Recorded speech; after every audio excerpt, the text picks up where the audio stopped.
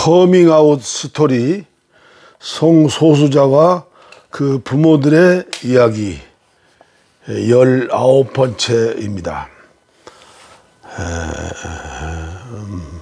몰이라는 이름의 학생이네요. 제목은 다시 찾은 가족. 다시 찾은 가족. 좋은 신호. 2011년 2월이었다. 발렌타인데이에 작은 누나와 만나 데이트를 했다. 영화관에 가서 애치튼 커처와 나탈리 포트만이 나오는 로맨틱한 코미디 영화 친구와 연인 사이를 봤는데 영화에 게이 캐릭터가 나왔다. 누나는 내게 나도 게이 남자친구가 있었으면 좋겠다고 속삭였다. 그날 누나와 함께 있는 중에 트위터를 많이 했는데 그때 날린 트윗 중에는 누나가 영화 보다가 게이 남자친구가 있었으면 좋겠다고 했다. 자기 동생이 게이인 줄도 모르고 라는 트윗도 있었다.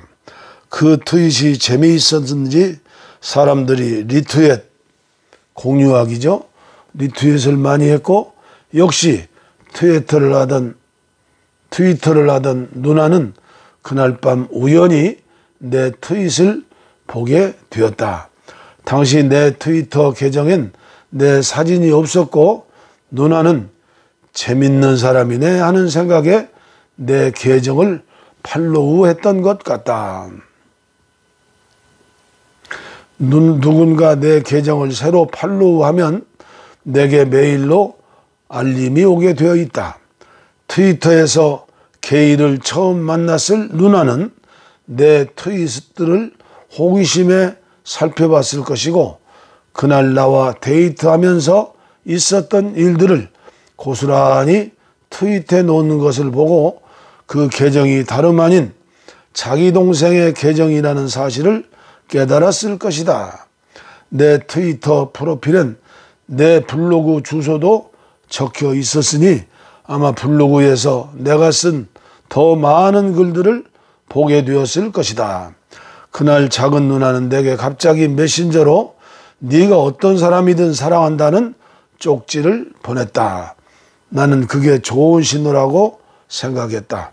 작은 누나는 혼자 이 사실을 감당하기 힘들었는지 큰 누나에게 알렸다. 그리고 큰 누나는 엄마 아빠에게 알렸다. 나중에 듣기로는 심장이 안 좋은 아빠가 놀라서 쓰러질까 봐 글로 적어서 알렸다고 한다.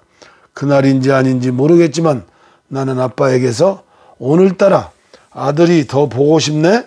아빠가 미안하다라는 문자를 받았다.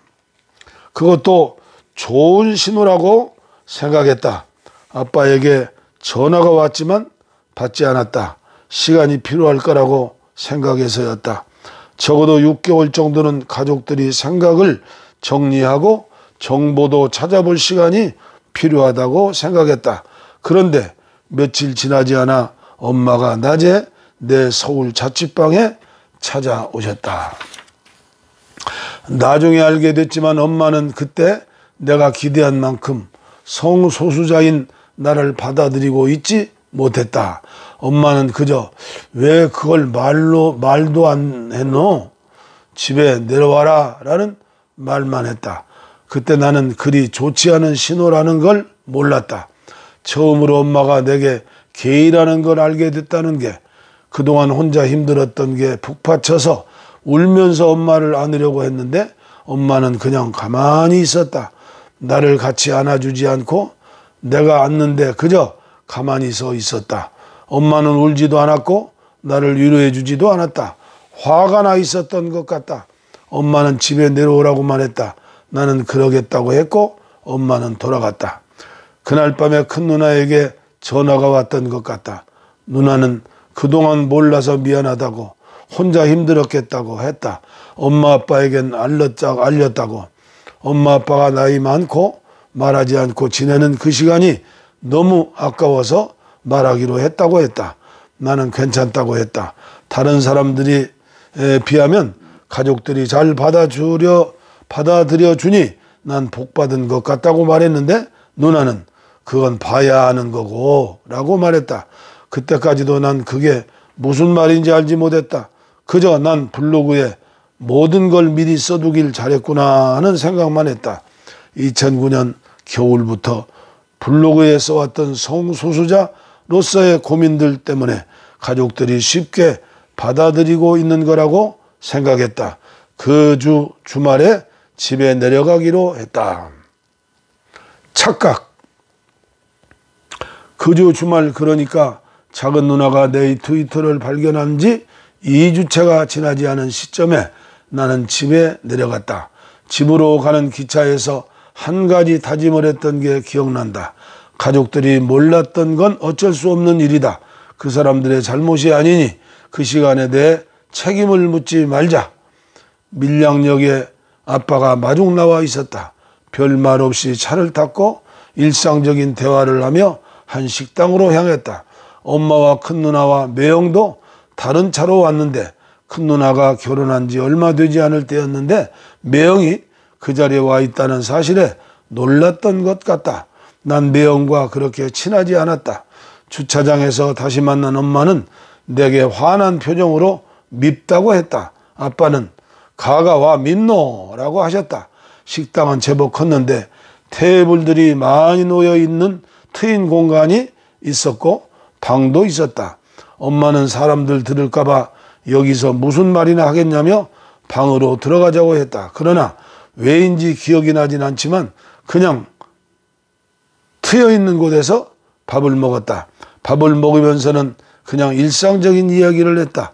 내 정체성에 대해선 말하지 않았고 밥을 먹은 뒤 집으로 갔다. 집에 들어가서 거실에 다 모였을 때 엄마는 아빠에게 역시 화난 얼굴로 얘기 안 할 거냐? 얘기 안 할 거야? 라고 했다. 아빠가 이야기를 시작하기 전까지 사실 나는 이 대화가 아주 좋은 기회가 될 것이라고 생각했다. 동성 결혼이 합법화된 나라가 얼마나 많은지, 연예인 중에 누가 게이인지, 내가 얼마나 잘 살아가고 있는지 가족들에게 말해주려고 했다. 하지만 그건 내 착각에 불과했다. 가족들은 내가 자신들을 속였다는 점에 화가 나 있었다. 아빠는 먼저 상황을 설명했다. 큰 누나가 알려줬고 내 블로그에 있는 글을 하나도 빠짐없이 보고 또 봤다고 했다. 그러고는 자료를 많이 찾아봤는데 나중에 정상으로 돌아올 수도 있으니 일단 다른 사람들에게 커밍아웃은 하지 말라는 거였다. 매형과 큰 누나는 둘 다 의사였는데 큰 누나는 30살이 되면 다 돌아온다는 말을 아주 단호하게 했다. 내가 그건 틀린 연구라고 말하자 눈을 크게 뜨고 싸우기라도 할 기세로 레퍼런스? 출처 줄까? 라고 반복적으로 말했다. 가족들은 내가 동성애자로 살면 행복하게 살지 못할 것이 너무 뻔하기 때문에 이성애자로 돌아갈 가능성을 놓지 말라고 말했다. 난 지금 행복하고 앞으로도 행복하게 살 계획도 있다고 말했는데 모두 넌 행복할 수 없다. 그건 내가 자기 암시하고 있는 걸로밖에 안 보인다라고 했다. 그날 나는 죄인이 되어 있었다. 좀 더 일찍 말했더라면 가족들이 더 노력해서 되돌릴 수 있었는데 미리 말하지 않았다는 것, 가족들을 기만했다는 것이 죄목이었다. 엄마가 말했다. 내가 딱 한마디만 한다. 그 블로그하고 있었을 시간에 공부를 했어 봐라. 무슨 짓이고 그게 혼자서 그렇게 의식화하고 엄마는 의식화라는 단어를 썼다. 내가 게이가 아닌데 블로그를 하면서 의식화했다는 말인 것 같았다. 나는 그 말에 너무 화가 나서 들고 있던 스마트폰을 집어 던졌다. 집에 내려오는 길에 했던 다짐은 아무 소용도 없게 되어버렸다. 그래 한 번도 동성애에 대해 생각해 볼 기회가 없었을 테니 내가 이해해야지 하고 생각했지만 그렇다고 해서 내가 혼자 힘들어했던 그 시간들을 깎아내리는 것까지 용서할 수는 없었다. 적어도 부모라면 그러면 안 된다고 생각했다. 내가 스마트폰을 던지자 큰 누나가 벌떡 일어나며 말했다. 그 핸드폰 네 돈으로 산 거가 엄마 아빠가 준 돈으로 산 건데 왜 던지는데? 네 학교 성적은 좋지 못했고 장학금도 받지도 못했다. 등록금은 부모님이 냈다. 큰 누나는 내가 기숙사를 신청하지 않은 것도 끄집어냈다. 2인 1실을 쓰는 게 싫어서 계속 자취하려고 기숙사 신청을 안 했는데 큰 누나와 엄마는 그것도 못마땅한 듯 했다. 다른 사람인 척 가면을 쓰지 않아도 되는 나만의 공간이 필요했다는 말도, 그게 정말 소중한 거라는 말도 하지 못했다. 그땐 그렇게 설명할 수 있는 개념이 내 머릿속에 없었다. 큰 누나는 단호한 말투로 앉아라 하고 말했다. 마치 나에게 명령할 수 있는 위치에 있는 사람이라도 되는 것처럼 아빠는 말리며 일단 앉아서 이야기하자고 했고 상황이 조금 진정되었다. 나는 그때부터 계속 울고 있었다. 나를 앉혀놓고 가족들은 자기들이 하고 싶은 이야기를 했다. 아빠는 자신의 오랜 꿈인 3대 명문가가 이제 불가능하게 되었다고 그런 이야기를 할 때마다 내가 속으로 어떻게 생각했을지 모르겠다는 이야기를 했다. 그 자리에 혼자 울며 앉아 있으면서 지금은 아무 말도 하지 말자. 저 사람들에게 죄짓지 말자고 생각했다. 나는 고문을 받고 있는 기분이었는데 그들은 나를 앉혀놓고 자기들끼리 무슨 얘기를 하다가 웃기도 했다. 그건 정말 끔찍한 기분이었다. 더 이상 거기 있을 이유가 없다고 생각이 들어서 내 방으로 들어가 버렸다. 그러고는 잠들려고 누워서 한참을 생각했다. 무슨 생각을 했는지 잘 기억이 안 난다. 그러다 잠이 들었다. 다음 날 일어나 보니 엄마와 누나, 매형은 이미 부산집으로 내려가고 없었다. 아빠만 집에 있었고 나는 기차 시간이 될 때까지 거실에서 TV를 봤다.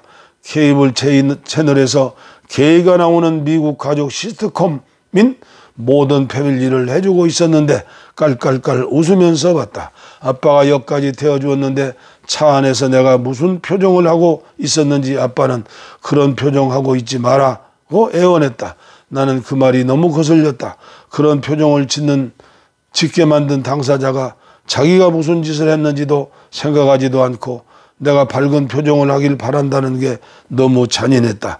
차에서 난 아무 말도 안 했다. 그렇게 기차를 탔고 그 후로 그들의 연락을 무시하기 시작했다. 아니 더 이상 안 보고 살기로 생각했던 것 같다. 그날 서울로 돌아와서 친한 게이 친구와 만나 집에서 있었던 이야기를 했다. 집에서 그들이 했던 말과 행동들을 하나도 빠짐없이 기록해둘까 고민하다가 그게 과연 나한테 좋은 일일까 하는 생각이 들어서 그렇지 않기로 했다. 내 편이 아닌 좋은 말들. 내 편이 아닌 좋은 말들. 그 후로 전화가 와도 받지 않았다. 또 어떤 상처를 받을지 겁이 났다. 아빠는 계속 문자를 보냈고 그 문자에 답장을 보내다 보면 결국 싸움이 됐다. 아빠는 가족이니 끊을 수 없는 관계니 사랑이니 하는 좋은 말들로 무장하고 있었다. 그 말들은 내 편이 아니었다. 그 말에 따르면 아빠는 그런 좋은 것들을 지키려는 사람이었고 나는 그걸 파괴하고 벗어나려고 하는 사람이 되어버렸다. 내가 그럴 수밖에 없도록 만든 게 누구인지는 중요하지 않았다. 사랑하기 때문이라고 하면서 그토록 잔인한 폭력을 행할 수 있다는 게 이해가 되지 않았다. 사랑하기 때문이라고 하면서 그토록 잔인한 폭력을 행사할 수 있다는 게 이해가 되지 않았다. 그건 정말 내가 느껴본 가장 심한 역겨움이었다. 그 답답한 모순을 뚫고 대화를 할 수 있을 것 같지 않았다. 그때쯤부터 나는 내가 할 수 있는 가장 잔인한 말들을 하기 시작했다. 당신 같은 부모 필요 없으니 다시는 연락하지 마세요. 그 후로는 전화는 물론 문자가 와도 다 무시했다. 연락을 받지 않자 걱정이 됐는지 엄마가 집으로 불쑥 찾아왔다. 학교에서 돌아와 내 방 비밀번호를 누리려고 하는데 문이 잠겨 있지 않았다. 이상하다고 생각하며 문을 여니 어두운 방 안에 사람 기척이 느껴졌다. 너무 놀라서 누구냐고 물었는데 엄마가 누구겠노? 라고 대답했다. 왜 남은 방 안에 마음대로 들어오는 것인지 대화를 다시 하고 싶으면 사과를 할 것이지 사과할 생각은 하지 않으면서 연락이 안 된다고 쳐들어오는 건 또 무슨 폭력인지, 방문을 열어준 집주인은 대체 무슨 생각이었는지 너무 화가 났다. 그래서 나가라고 했다. 안 나가겠다고 하는데 너 억지로 문 밖으로 밀자 갑자기 엄마가 울기 시작했다. 네 고아 아니잖아. 같은 말을 했던 것 같다. 엄마가 우는 걸 보니까 내쫓을 수가 없었다. 그냥 이 모든 게 너무 서러워서 나도 눈물이 났다. 엄마를 노려보면서 씩씩거리면서 울었던 것 같다. 엄마는 그제야 나를 안아줬다. 혼자서 얼마나 힘들었냐고 내가 그토록 듣고 싶었지만 해주지 않았던 말을 했다. 그렇게 엄마와 이야기를 했다. 무슨 말을 했는지 잘 기억이 안 난다.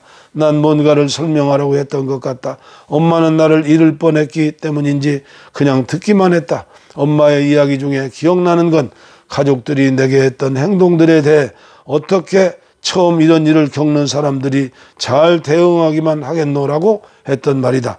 엄마는 그날 밤 늦게 이야기를 마치고는 수원에 있는 이모 집으로 자라갔다. 내 방에서 자고 가도 된다고 했는데 그러지 않겠다고 했다. 죽은 듯이 살게. 그 엄마가 아빠와는 다시 대화를 하게 됐다. 하지만 여전히 누나에게는 화가 나 있었다. 나를 죄인 취급하던 행동과 말투, 30살이 되면 다 돌아온다는 거짓 정보를 가족에게 알린 것, 내게 고문받는 것 같은 기분을 느끼게 한 것, 나는 이제 엄마 아빠는 내 편이라고 생각했기 때문에 아빠에게 문자를 보내서 큰 누나가 나에게 사과하면 좋겠다고, 사과하지 않으면 그동안의 일을 블로그에 다 쓰겠다고 했다. 아빠는 큰 누나가 임신 중이니 지금 그런 건 좋지 않은 것 같다고 했다. 나는 너무 화가 났다. 잘못은 그들이 했는데 사과를 바라는 내가 가해자의 상황을 배려해야 한다니 본인이 잘못한 일에 대해 미안하다고 하는 게 그렇게 힘든 일인가? 내 상처는 아무것도 아닌가? 딱 한마디만 문자로 보냈다. 그걸 내가 왜 신경 써야 하는데요. 그때부터는 큰 누나가 답장을 보냈다.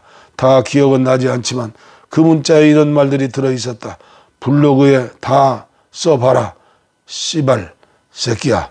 흥신소에 연락해서 네 블로그 다 털어줄게. 우리 가족 다 행복하게 있었는데 네가 다 망쳐놨다. 내 뱃속에 있는 애 죽이려고 하는 이 악마 같은 새끼야. 인권 같은 소리 하네. 정신병자 변태 새끼야. 아빠 심장 안 좋은 거 알고도 그러나 이기적인 새끼야. 우리 엄마 병원비 해야 된다. 아빠가 오냐오냐 해주니까 착각하나 본데 아동이나 보면서 딸이나 치고 찐빵에서 에이즈나 걸려서 뒤져라. 이 마귀 같은 새끼야. 등등. 그 문자를 보면서 이 사람들은 더 이상 가족이 아니라고 생각이 들었다. 더 연락할 가치도 없고 그들에겐 가족 자격도 없다고 생각했다. 나는 더 이상 답장을 하지 않았다. 다음 날까지도 큰 누나는 계속 문자를 보냈는데 네 같은 새끼 애초에 태어나지 말았으면 제일 좋았을 테지만 태어나 버렸으니 엄마 아빠한테 염치가 있으면 연락 끊고 없는 사람인 것처럼 죽은 듯이 살아라 라고 했다.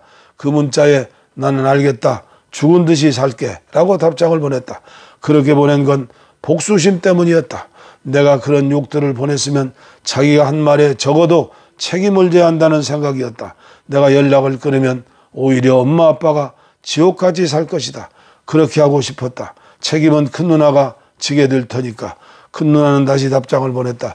네가 정신이 똑바로 박힌 새끼면 거기서 그렇게 대답하는 게 아니라 엄마 아빠한테 잘하고 살아야지. 그 잘하고 산다는 삶이 어떤 삶인지는 알고 싶지도 않았다. 나는 그 뒤론 답장을 보내지 않았다. 핸드폰을 포맷하면서 문자 메시지들은 없어져 버렸다. 간직에 두어서 좋을 게 없다고 생각했기 때문에 백업에 두지도 않았다. 그들과의 관계를 회복할 생각도 없었다. 난 아직도 학교에서 수업을 듣고 있었을 때 울렸던 그 문자 메시지들의 진동을 기억하고 있다. 문자를 읽으면서 서서히 내려앉았던 가슴의 느낌도 잊어지지 않는다. 나는 그 이후로 전화를 잘 받지 못하게 되었다. 전화가 울릴 때마다 가슴이 내려앉았던 그때 그 느낌이 되살아났다. 슬픔과 증오로 가득 찬 날들. 그 후로는 정말 죽은 듯이 살아주기로 했다. 전화가 와도 받지 않았다. 그 무렵 장학금을 받게 되어서 엄마가 보내는 돈도 받지 않았다. 엄마가 500만 원을 보냈는데 엄마는 뒤늦게 나한테 잘해주겠다고 생각했던 것 같다. 모두 돌려보냈다. 이체 한도 때문에 하루에 100만 원씩 나눠서 보냈는데 300만 원 보냈을 때 엄마가 문자 메시지로 나머지 보내지 말라고 했다. 그래도 다 보냈고 앞으로는 나한테 돈을 보내지 말라고 했다. 그전에는 엄마한테 용돈을 받아서 살았는데 그때부터 과외를 뛰기 시작했다. 월세와 생활비를 다 벌어야 했는데 과외를 3개씩 뛰어도 모자라서 월세를 못 내기 시작했다. 그때 월세 못 내는 게 엄청 스트레스였던 기억이 난다. 집주인 전화가 걸려올 때마다 죄 지은 기분이 들어서 가슴이 콩 하고 내려앉았다. 아빠는 밤마다 소주를 마시고는 취한 채로 감정적인 문자를 보냈다.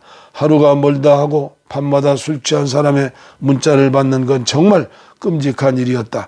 한 번은 자살을 암시하는 문자를 보낸 적도 있었다. 그 문자는 정말 잔인하고 폭력적인 것이었는데 어떤 선택을 하더라도 나는 상처를 받게 되어 있었다. 문자를 무시하면 나는 아버지가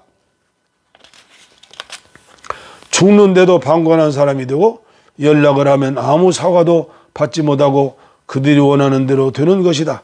내가 원하는 건 그저 사과를 받는 것일 뿐인데 사과할 생각은 전혀 하지 않고 죽겠다고 협박을 한 것이다. 결국 나는 그 문자를 무시하는 걸 택했다. 아우팅을 당한 뒤 1년 동안 내 정신은 점점 피폐해져 갔다. 안 나던 여드름이 갑자기 엄청 많이 났고 원형 탈모도 생겼다. 그 시간 동안에 난 증오와 슬픔으로 가득 차 있었다. 매일 밤 학교에서 집으로 돌아오는 길에서도 잠들려고 누운 침대에서도 어떻게 그들에게 벌을 줄 수 있을지만 생각했다. 뭐라고 말해야 가장 고통스럽게 할 수 있을지, 어떻게 그들이 자신들의 잘못에 괴로워하게 할지 고민했고, 어떻게 뺨을 때릴지, 내 집에 찾아왔을 때 어떻게 발로 차서 내쫓을지 상상하곤 했다. 입속에선 온갖 욕이 맴돌았다. 그런데 자신의 모습에 놀랐던 적도 많았다. 정말이지 나는 그 시간 동안 하루도 행복하지 않았다. 의지할 곳. 그렇게 1년이 흘러갔다. 2012년 2월에 대학을 졸업하게 되었는데 아빠에게 문자가 왔다. 외할머니와 엄마가 함께 졸업식에 오겠다는 것이었다. 오지 말라고 답장을 보냈더니 벌써 기차표 예약해놨다는 답장이 왔다. 난 그럼 취소하면 되겠네요 라고 보냈다. 그래도 계속 오겠다고 하기에 이건 내 졸업식이고 나는 내 졸업식에 당신들이 오는 게 너무 싫으니 남의 졸업식 망칠 생각이 아니면 이기적으로 굴지 말고 오지 말라는 내용의 문자를 보냈다. 그들은 오지 않았다. 그때까지도 난 퀴어 커뮤니티에 나가지 않았다. 그러다 이제 대학을 졸업하기도 했고 더 이상 커뮤니티에 나가는 걸 믿을 수 없다는 생각이 들어서 행동하는 성소수자 연대 행성인에 처음 나가게 됐다. 그 당시에 그렇게 생각하지 않았지만 지금 생각해 보면 의지할 곳이 필요했던 것 같기도 하다. 아무튼 행성인에 나간 후로 마음이 많이 편해졌다. 무엇보다 내 상황을 설명해 줄 언어를 알게 된 것이 좋았다. 얼마 있다가 가장 친한 이성애자 친구에게 커밍아웃도 했다. 그 친구는 대학 동기였는데 친구가 된 지 4년이 지나서야 말할 수 있었다. 커밍아웃을 할 때 가족들의 형태가 나에게 얼마나 큰 상처를 줬는지 아주 긴 시간을 들여 설명했는데 그래서 그런지는 몰라도 그 친구는 제법 잘 받아들여 주었다. 친구에게 행성인 후원 가입서를 내밀었더니 행성인 회원도 되어 주었다. 나중에 그 친구는 스스로 청소년 성소수자 유기지원센터 띵똥에 후원을 하기 시작했다. 그 친구에 대한 글을 행성인 웹진에 썼는데 얼마 지나지 않아 아빠가 행성인에 후원가입을 했다. 모리펜이라는 이름으로. 얼마 후 아빠에게 만나지 않겠냐는 문자가 왔다. 오랜 시간이 지나기도